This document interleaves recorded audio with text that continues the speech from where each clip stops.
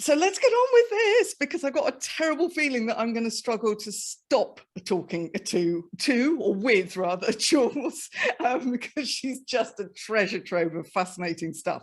So let's try and keep it within boundaries. Jules, it's so good to have you.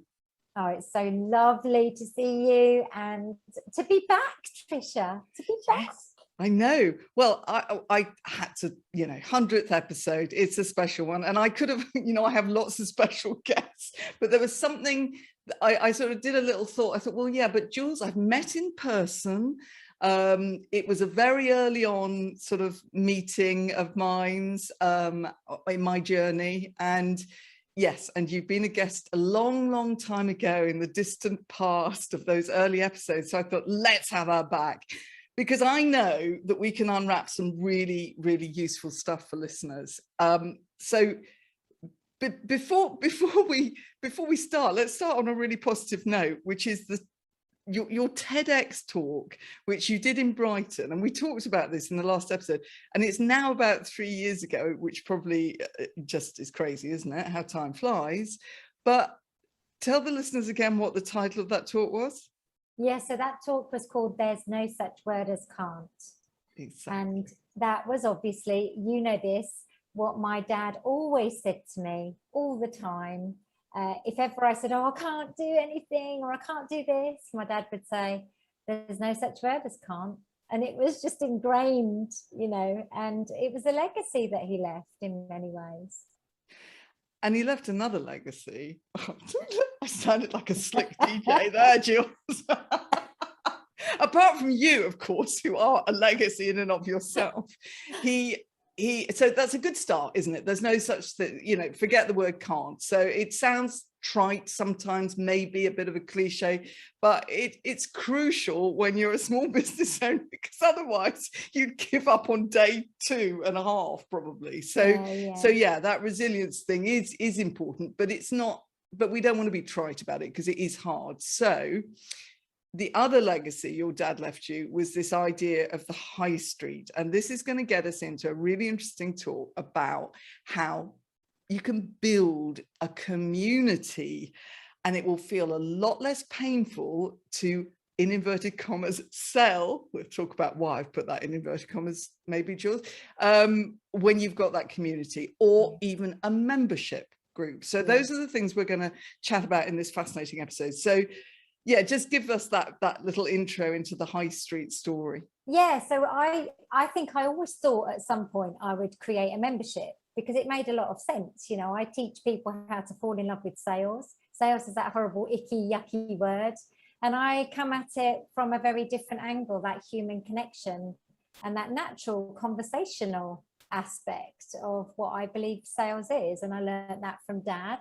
I grew up watching my dad run a sweet shop on our high street parade, where everyone went and did their shopping, Trisha, in my day. They didn't go to the big supermarkets. They went actually to the local shops. And my dad, John, everybody knew John. He just served his customers. They came in, he knew their names, he knew what they bought. There was such a wonderful sense of community that I grew up with and I saw, and I loved the feeling and the energy of all of that. And so that's just stayed with me. And I thought, well, that's actually where I fell in love with sales, when you really look back. So when I finally got round to starting a membership, which was actually last September, coming out of the back of that horrible summer of pandemic and, the year of pandemic we'd had, I thought, I'll start a membership now. This will be a good time, because people need it now. They want to connect. They want a community. What shall I do with it? I didn't want it to be like any other membership. So I thought, I'll create a high street of shops, and each shop will represent something I give of value in the membership. So the sweet shop, where you do all your learning, the pick and mix of lessons. The coffee shop, where you meet and everybody shares their thoughts and their questions. The box office, where you go and book your tickets to the live events. The music shop, the gallery, where you can download inspirational pictures. I mean, it goes on. We've got a tech shop now. That's our newest shop, The thing that's so lovely about this is I keep building on this, and I get very excited because my creative juices just flow. You know, I can create a shop for anything, Trisha. So yes. Well, I don't know how far you're going to go with this, Jules. We maybe will leave some shops out. We might. We've even talked about a pet shop where people can share pictures of their animals. I mean, come on. Brilliant. But do you know what you've just said also, this creative juices thing? Because I think I certainly resonate hugely with that. And I'm sure people who listen to this podcast will, you know, it is a really, really important part of motivating ourselves in business, because that's what gets me through the times when I'm thinking, what the heck am I doing? What's the point of this? Look, I've only got one view on this post, or whatever it is. You know, yeah. It's the, I'm going to work on this. I'm going to spend all day indulging because I've got this day with nothing else in it, and I'm going to create something. And that does keep you going. It's not a job when you're doing that. It's pure joy. But also, I was thinking when you were talking about these shops, I guess we've all got, because the last thing we want everybody to do is say, oh, I'm going to do that. I'm going to have this shop. And no, the point is, you've just told the story that it came from this real place, with your dad and your experience. And you painted that picture so beautifully. I was there. But so we've all got our thing. So say, for instance, just to give listeners a little bit of a thought nudge. So potentially for me, I don't know, but it could be something like I could slice up the brain or something into different segments, and those could be so just think creatively, listeners, because I think we've got a little tip there. Oh, definitely. Right, okay. I need to throw at you something that came right into my head when you were talking about yours, because obviously your wonderful book is all about Inspector Lewis and the detective and solving, all of these mysteries. For me, I kind of think in Cluedo kind of scenario. I can't do this. I can't do this interview anymore. I've got to go off. I'm going to go off and be creative. You've literally, oh my God, my creative juices have gone into overload. But look, see, listeners, that's how it works. You have to give yourself time to have these rather crazy, almost childish, silly, playful, don't you? Yes, be childish, because the thing about this is it's about our uniqueness, which I know we're going to talk about, the whole UHP stuff that I keep banging on about, your unique human proposition. Because USP for me was something that's drummed into me in my sales training, and it used to drive me nuts. And I thought, actually, it's not about that. It's about unique human proposition, because we're all beautifully unique. And so I feel like if you're going to do anything in terms of creating products, and even us service-based businesses create products, that's what we do, it's productization. It makes it easier for people to buy from us. Then think about who you are, your personality, where you've come from, your stories, because that's then what you inject in to make it different and make it unique. And that's what happened with the high street. And that, as you say, Trisha, keeps me excited about the high street. And if I'm excited about it, then my members will be, it's that whole knock-on effect. You see so many sort of groups begin and end or peter out or whatever, and you can kind of tell that the person who created them maybe just was doing it because they thought they should. It was a box they should tick. We don't want that. No, we're not. No, you've got to have. You will not keep something like this going. It's interesting. You were talking about your dad and your feeling about the conversational quality of selling, and I thought actually how much our past influences. So me putting selling in inverted commas, and I apparently always used to, and I still do occasionally, put money in inverted commas as well. So I thought, well, hang on a minute, what did my dad do when it came to sales? Well, he was ultimately the chairman of a huge company called Birdseye, and that was about the big marketing guns, the huge advertising budgets, the sell, little sneaky tricks to get those, in those days, housewives to buy the fish fingers, etc. And I suspect along that route, and I also went into advertising for a brief period, well, for quite a few years actually myself, back in the 80s. So I think I probably have been slightly scarred by that in your face, you know, tricksy stuff. So that's why I react like that. So every one of all of our potential clients and customers, etc., have got their baggage, their story, and they will all react differently. So bringing people together, I've done it again, I'm auditioning to be a DJ. So bringing people together in a community allows for all those different voices to be heard. Yeah, totally does. Yeah, I love that, Trisha. And you know, we are scarred not just by perhaps our childhood memories, but also being badly sold to by scripted and trained to death salespeople. You know, you've got to remember, I've been in sales for 30 years and I had every training, I think, that was even going in terms of sales training. I've seen every single step of the sales, and boy, there's a lot of them. And I didn't want to do that, you know, I didn't want to do that stuff. Do you remember, that for most people, this is ancient history. Do you remember the Clean Easy setup? Yes, I do. Yeah. So that was when people came door to door. This is door to door selling, basically. And they had like a sort of suitcase full of mops and cloths and dusters and things. And they just open it up. Any of these any use to you today? Again, it was generally housewives, because we're going back to the 60s and 70s, whatever. And if they were, you bought. If they weren't, you didn't, and off they went. Well, actually, weirdly, that wasn't such a stupid idea, was it? No. And you remember I had a business, Truly Madly Baby, which was the business I took into Dragon's Den. And that was around the time I had my son. And that was all about beautiful baby products that we took into ladies' houses, and we touched and we felt and we discussed the aspect of the products, the safety of the products, you know, and that was how we sold, with that trust and confidence.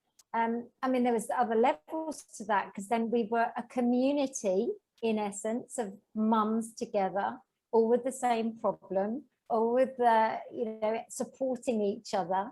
It's so interesting, isn't it, how that was absolutely a community type of sales model that I created even back then. Because for me, it wasn't about that pushy sell to someone who actually didn't really want to buy what you've got. It was that connection of solving a problem, but on a human basis. You know, the people who came to buy from my dad in the shop, Trisha, had another newsagent's 200 yards up the road from that shop. And they came back to Dad's shop. And sometimes they walked past that other shop to come to Dad's shop. And there's a reason for that, isn't there? You know? So important. And again, for people slipping into the comparisonitis trap, that's such an important thing to take on board. Just remember that there will be thousands of people doing what you do, especially if you're a coach, you know, or a wellness advisor or whatever. There are so many, there will be thousands, millions globally. And so you have to remember what Jules just beautifully painted, that picture. And we know, because we do it ourselves. We go to a certain cafe, we go to a certain place, and it's exactly the same thing, really. Yeah. But we're all buyers. We're all buyers, aren't we, Trisha, at the end of the day, you know? So. Yeah, reverse engineer, flip the coin or whatever, you know, that, and think, why do I react like that to this place and not that place? Why? So starting a community or a membership, there's two slightly different things. So community, what comes under the sort of list, if you like, of ways of starting a community, do you think? Yeah, so I guess you're thinking of a community, are you, as like perhaps a Facebook place to go together? Is that what you're thinking, Trisha? Well, yeah, I think, there's events, I guess, like networking. There's networking groups, aren't there? Yeah, and then there's networking, and then there's free groups, which is kind of your Facebook. LinkedIn are still, I think, trying to get the groups thing going. It's not quite as quick as some would want. It's interesting building a free community, and I'm gonna section it that way, because membership for me is a paid community, and I still think it's a community, by the way, but it's just a different aspect. Now, with the free community, of course, it's free, and that word on its own, which is not one of my favorite words, as you know, Trisha, means that I won't necessarily value it. I haven't had to pay anything for it. So I'll come and go. And that's the big part of building the free type of communities, is that they're quite hard work to keep people engaged, because people don't really have a commitment to come back to them.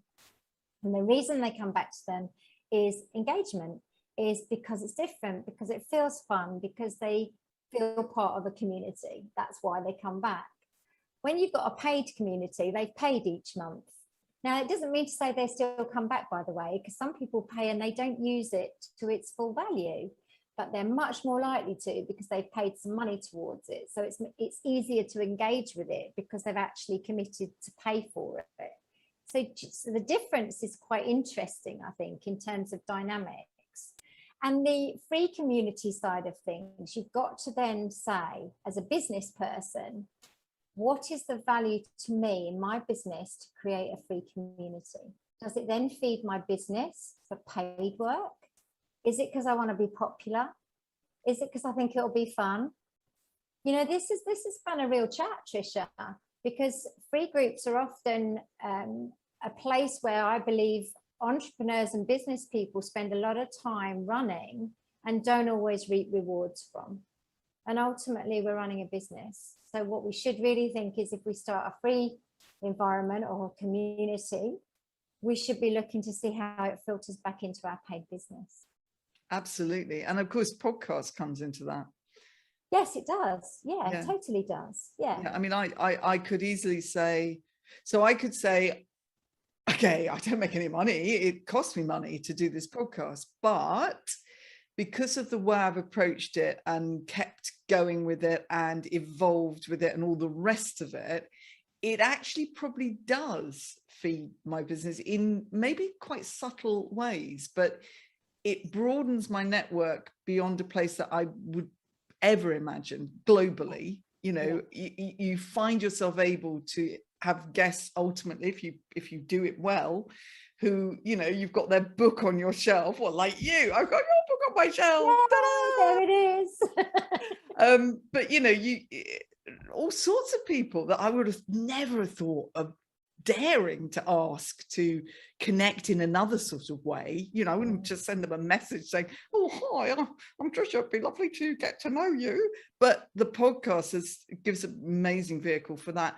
Not only that, I learn a lot from my guests. So in many ways, it's personal development, which is part of your business budgeting in a way. So yeah, you're right. You mustn't forget that is a big part of you running a business. And so if it becomes a sort of, I mean, I've had experiments, you know, and I did an improv / networking experiment a few years back, and I thought this will be good. It's different. It's me. You know, it's going to get people together. And people did pay something like 10 quid an event, but then it became woolly, and the purpose of it was all over the shop. Some people wanted it as a social gathering. Some people wanted it as like a sort of drama group. You know, it was, and the people that wanted it as networking didn't think they were getting enough sort of businessy stuff out of it. So it was, so I walked away from it, and I think we also have to be able to do that. Do you agree? Yeah. Oh yeah, totally. I had a group when I started the business. So my business started 4 years ago, April just gone.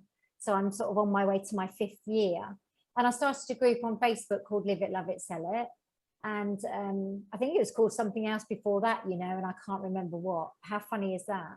But the Live It, Love It, Sell It group ran for about 2.5 years, maybe 3 years even. And I started to feel like I wasn't engaged with it. You know, and that's the interesting bit, Trisha. So you're going to have people who come and go, people who dip in and out. You're going to get that. But when you start being disengaged with what you're doing, that's a massive flag to say, right, do I need to stop it? Do I need to reinvent it? You know, why am I doing it? The big why question. So what I decided to do was actually create a brand new group called the Sales Hub. It was much more about sales. It had sales in the title. And I've done new things with it. I rebranded at the same time. Everything just felt exciting. because I almost started again. And from that group, I have a monthly Hubster Huddle, which is like a networking Zoom event. You know, you don't pay to come to it, it's free. But I love it. It's great. And it's a small little group of people who come to that every month. And I absolutely have had business from it. I've had business from that group, and I know I have. Whereas the last group, I'm not sure I could have told you that. It was fun, Trisha, but I couldn't necessarily say I'd had business from it. And it is really important that it's not about pushy sales when you do a free group. It's about you showing up, but creating value so that people then are interested at the right time to then come with you to that next place of perhaps paying you to work with you. That's for me what it's about. Yeah, and you're right, it's at that right time. I keep coming back to that. It's like, you know, people don't walk into a sweet shop every day of the week. You know, they walk into there when they want the sweets, and if it's there and it's easy to find and you like the experience of being in there you go, you're in it. And you like the person that's running it, you know, all of that stuff, and they've got a good selection, the kind you like, you know, it's all of those things. I love it when you visualize using other sort of, it's interesting you talked about memberships. I was thinking, of course, gyms, those are the big typical thing, one, isn't it? Yeah. Let's all join in January. Yep. February the 1st. I haven't been yet.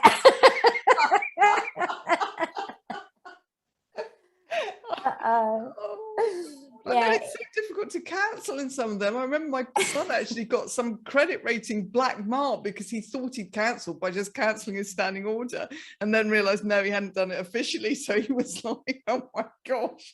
This is a very interesting point actually, because coming on to like a paid membership kind of discussion, it is a different animal, and a lot of them are kind of plugins to websites or platforms, and they naturally work on a recurring option of payment. So as soon as you join, you'll put your card in. This is generally how they work. And that payment will recur each month, and you do have to cancel it. But one of the things that I've loved about my membership, because I haven't got millions of members, Trisha, it's still a small community, quite like that actually. But if somebody has ever wanted to leave, they've literally messaged me direct. Now I know that's because I'm small and I'm, you know, accessible, let's say, but they've messaged me direct and I have helped them to leave. Now I know that sounds really strange, but actually it wasn't right for them. They weren't engaged with it. They didn't want to carry on. They're still in my free group. I haven't lost them. They haven't gone forever. They may come back again. And I think that's what this is all about. It's that human stuff. If someone wants to leave, it's okay. It's okay. They've been there. They've got what they wanted. They may want to go. That's good. Absolutely great tip, because making it hard or awkward or embarrassing or any of those things becomes a real point of friction. And in fact, I was just listening to a podcast about obstacles to change and all the rest of it, and there was a lot about friction, and I was thinking how well that applies to all of this human stuff that you talk about, is removing the friction, so removing the things that make it difficult in some way or another. And I guess the human thing is a huge part of that, making it easier, because instead of maybe booking a virtual cuppa call or a discovery call or a consultation, whatever we want to call it, instead, you know, you're way more likely, I think, to do that if you think you're just going to be having a, guess what, human conversation. Yeah, exactly. And you know, we're human, right? And so that brings an awful lot of complications, because we're very interesting, aren't we, us humans? And often cancelling something like a membership or saying I don't need something anymore is very much internal more than external. You know, I think if you communicate, because there's the other word that goes with all of this, is communication, then we can understand why someone wants to do something, and it's much easier to just move forward, isn't it? You know, and this is all much easier to talk about than it is to do, by the way, Trisha, as we know. But it is about us keep flagging it. Look, come on, guys, let's chat, let's talk. You know, it's good to talk. Let's talk, exactly. So the key the key ingredients, I guess, the things to jot down if you're brainstorming the idea of creating some form of community, or community and then maybe a membership, or community and membership, or membership and not community. I don't the ingredients that those bullet points you need to put on your flip chart or whatever, that you need to really figure out. What would you say? Well, the first one is why are you doing it? Because I think that's really important. So if it's a free community, are you doing it to build your audience? Are you doing it to feed into your paid business? Are you doing it because you've got nothing else to do and you want to have some fun? You know, it doesn't matter why, but you do need to know why. And with my business head on, let's think about this being part of a feed into your paid business. I think that's a good idea. I also think then have some fun with it, you know, inject your personality and your UHP into it, because then it will be different. It won't be the same as every other community. And that's why people will come, and that's why people will stay. So I think that's really important. And you can have goals and outcomes as well if you want to. If you're quite an organized person who needs some targets and you know, objectives to aim at, then do that too. I'd like to have 500 members by the end of next year, for example, or, you know, I'd like to have 20 shops open in my high street. Whatever it is, if it drives you, do it. You see, yeah, if it drives you, do it. That's good. I like that. You see, I guess you could call social media a community, but there is a fundamental difference, isn't there? Yeah. So this is, so you could say, oh gosh, don't give me another thing to do. You know, I show up on Twitter 3 times a day. I'm on LinkedIn posting every day, all sorts of very human things. And, you know, I'm doing all that stuff right and telling my story, and, yeah, and you know, and then I'm on Facebook, and I'm in various groups on Facebook, people might say. So, you know, I haven't got the time to be faffing around doing this as well. You know, where am I?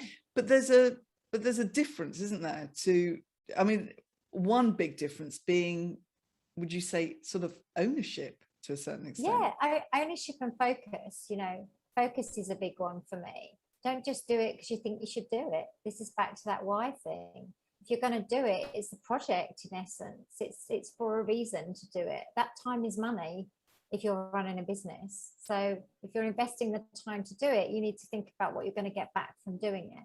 And if it's a community of people who are then your cheerleaders, who then bring you business to you, you know, there's lots of layers to this, Trisha, but you've got to feel like you know why you're doing it and what you're getting back from it, in my mind. Yeah, it can't just be another, oh God, I'm scheduling on HubSpot or whatever, my Twitter post, my this, my that. Oh God, now I've got to put a thing into the community page or whatever. No. Your audience will know if that's why you're doing it, and that's how you're doing it. They will know. And on a slightly controversial note, Facebook. Dun, dun, dun, dun. So, right, I have such mixed feelings about Facebook. So it's one of my real struggling spots, which we won't go into. I'm not going to get on the psychiatrist's couch about Facebook. But on a serious practical note, is there an alternative? So would you be able to set this thing up just using your website, for instance? Yeah, you absolutely can. I mean, my membership is through my WordPress website. It's a plugin. It's called MemberPress. It's quite a well-used one, I believe. Within that, I can create a forum, and a forum would act as my coffee shop, which is where everybody goes to chat. I use Facebook as my coffee shop.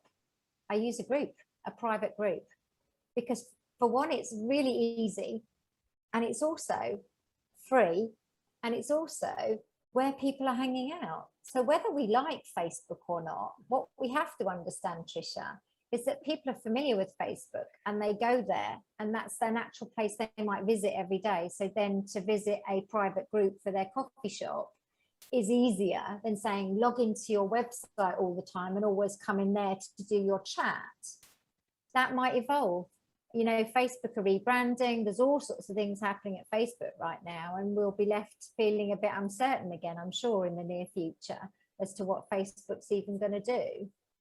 So have they introduced a paid feature to the group thing, or is that just courses? Or I heard that there was something around memberships that Facebook was doing, but if I'm really honest, I didn't get involved in it because I'd already got my plugin through my WordPress. Yeah. So would you say build it and they will come? Would you say build the community on something like, because it is the obvious place still, as Jules has just given me a little mini lecture, like it or not, that is where people are. Yeah, no, I get it. I've made a note of that. So Jules said, right, get over it, Trish. Yeah. I feel the same in some ways, by the way, but yeah. But you're so wise about this. So would you say maybe in order of practicality, really think, but number one, think through the why, as we said, and is it going to be fun, and are you going to inject your own personality into it, right? And is it going to feed into your business, or what is your reason for doing it, and make it clear, right? So then would you say the order would be maybe to go for trying to start that community, as in a private group on Facebook, which you get people into via your social media posts and conversations that you might have with people you know, who then recommend it?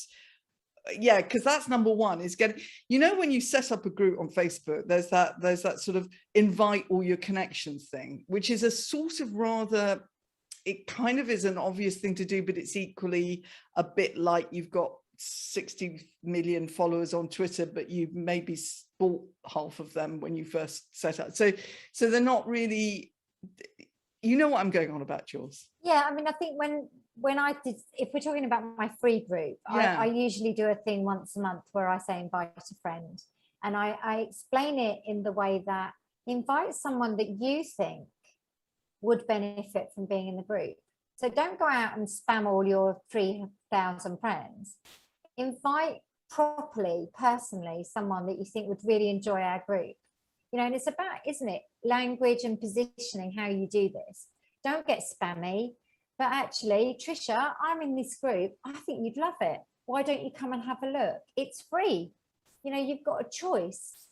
So I think the free group building is you can do lots and lots of things. If we look at paid memberships, you can actually start them thinking of, say, a Facebook group and build from there. But you've got to think about things like payment, putting content behind a payment wall, making sure that actually you provide really good value. So for me to go to a Facebook group, do I feel like I'm paying each month? Do I feel like that's okay that I'm back in a Facebook group? There's lots of things, isn't there? It's environment and things like that, which is why I decided on MemberPress, because then where they go for everything bar the coffee shop, they're in a very private individual space, which is our high street. No one can get in unless they've paid. It's on my website. So that's very cool. And it's not expensive. You go to some of these bigger platforms that do everything for you, it becomes very costly. So you can do that later when you've got a successful model and you've got members. But to start off with, personally, I'd say if you've got a WordPress site or a site where you can plug in a membership, go for that. That's good advice. It's good practical advice, because it's often talking about friction from our point of view as business owners.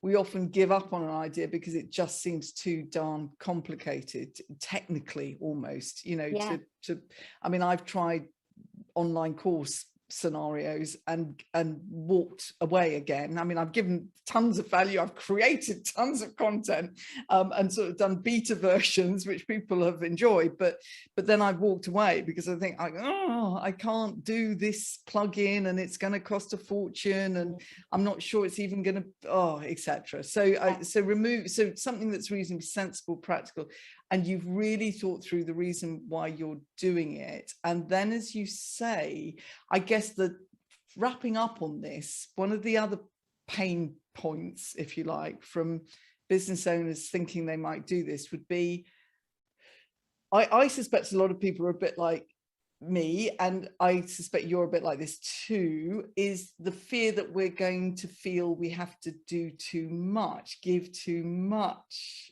give loads of value, because oh my god, they're paying for it, even if it's only £20 a month. I could see myself spending way too much time chucking value all over the shop. So any thoughts on that? I think you have to think about things like evergreen content, and I think you'll have this, I know I have this, where you've got content that actually won't particularly go out of date.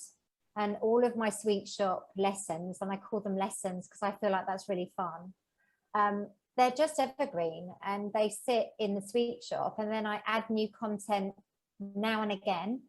But actually I think at the moment there's probably near on 28 plus lessons in there. And every lesson's got exercises attached, every lesson's got a quiz attached to the back of it, and then you earn points for your bank, because there's always a bank on the high street, where you can spend your points on whatever you want. So for me, it's about that evergreen content. Then you're not always making content every single day. The other thing is I do a weekly live event. It's great. It's once a week. I love it. And actually, I want to show up once a week, considering my members are paying. And then the other parts of it, to be honest, again, I'll just add in now and again, and I just keep it fresh. I'm not working on it every single day, 7 days a week. I keep it fresh. I keep it creative. I'm about to open a Christmas shop just for Christmas, and everybody in the membership can put their Christmas offers in the shop, and that will be closed after Christmas is gone. Oh, and I love so it. Cute. I love it. Yeah, I can totally love it. You know, this is what I want people to do when they have a membership, is I want them to love it. I want them to create content that's evergreen, that's of real good value. So they are giving value for money, you know. Don't start worrying that I've got to be there every single day. It's actually about the bigger picture in a membership that's paid, in my mind. So yeah, absolutely. I mean, how many times have we said the word love it? Absolutely. That's why it's there. Live it, love it, sell it. Oh, brilliant. So I mean, we could, I mean, and your UHP, I'm trying to remember when you were last a guest on this podcast, I don't think you had come up with that, had you? No. So just give us in a nice little wrapping up nutshell here for people to take away how you define this thing. Well, I think, it's you, really. Your UHP is you know, and I talk about isms, but in a really positive way. So your quirky things, you know, might be the colour that you wear, it might be the words that you say, it may be you showing up as Inspector Lewis. You know, those memorable things that you think about when you've met a person, they are your parts of your UHP. And it is about you embracing your uniqueness. You know, some people might say, well, I'm a bit boring, really. I don't really wear very bright colours, and I'm a bit of an introvert, for instance.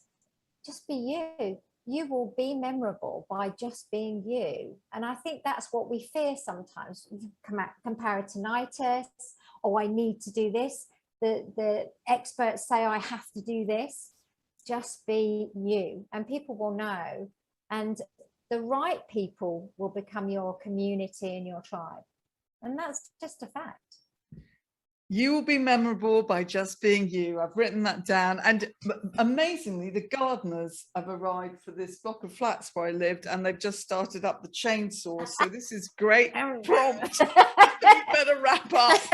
But listen, just on one other note, yes, with the whole membership thing, yes, there's a big part of that we haven't talked about, which is getting members to join or enticing members to join. Yes, that's, you know, there's a big chunk there. Yeah. It might be a second episode at some point, Trisha. But, yes, you know, it's about having a plan of, I use webinars, I use challenges in my group, my free group on Facebook. I also had a founder member offer, which launched up that membership, which was, I have never, ever offered since, ever, never will again. That was a one-off, and it ran for 7 days. And that's where your people who really want to join you, that's where they come in. And I love that. Honestly, they've stayed, Trisha, because they've had this great offer, but they've stayed. And that's what you really want, is that longevity. Yeah, you do. Absolutely. That is really important. And thank you, because that's dynamite tips, actually. That's brilliant. So listen, right, to wrap up the usual way, we want obviously people to start to explore all this stuff you've got. So best first point of contact for all this? So Live It, Love It, Sell It is the website. It's a .co.uk. Pretty much everything is on there. I have got a Linktree link, which has then got my podcast, my book, my TEDx, and the other bits and bobs. But you'll also find those on my website too. So go to the website. I think that'll be a good place to start. Excellent. And obviously anyone who regularly is on LinkedIn, Jules is a fabulous person to be connected with. Oh yeah, thank you. Yeah, I'm on LinkedIn as well. And I've got a sales road trip MOT quiz. And you have to put the link of that in, Trisha. It's so much fun. So that you can take a quiz and see how good you are at sales. Oh, I love this. Yes. Send me the link to that and I'll put it with the so-called show notes. My car has just gone in for its MOT today. So this is synchronicity. Yeah. Brilliant. Let's hope it passes. Otherwise I'll have to set up a very expensive membership group. Do it. Right. Oh, brilliant. Oh, this has just been a joy. This listeners, has been the 100th episode of the Make It Real podcast, and I have been absolutely thrilled to have had this wonderful guest back again. Jules, you're a star and I love you. Oh, and thank you for having me. I feel so honored to be your 100th episode guest.